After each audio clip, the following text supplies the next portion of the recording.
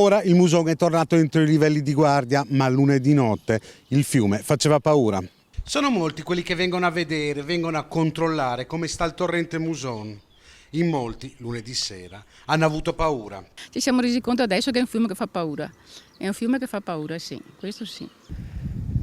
Perché c'è una bella differenza tra il flusso normale e quando si alza, sono metri, c'è tanto scorrimento, c'è tanta acqua, fa paura, anche perché si è rotto gli argini anni scorsi, per cui c'è sempre questa paura un po', anche se hanno fatto dei lavori, mi sembra. Qui siamo a Loreggia, ma tutta l'Alta Padovana, che vede scorrere il Muson dei Sassi, ha tirato un sospiro di sollievo questa mattina, dopo la piena che è passata, dovuta alla bomba d'acqua che ha colpito Castelfranco Veneto. Quando avvengono questi fenomeni atmosferici e inusuali, succede così.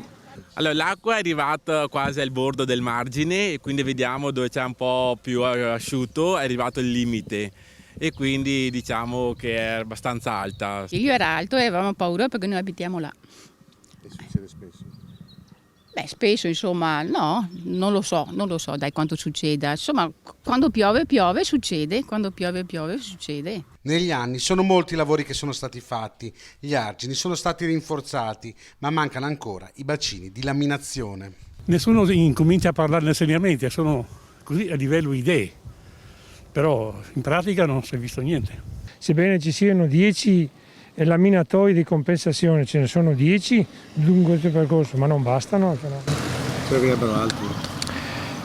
Probabilmente sì, ma oppure rinforzare gli argini dove questo è stato rinforzato. La situazione è rientrata, ma le previsioni parlano di altri temporali nelle prossime ore.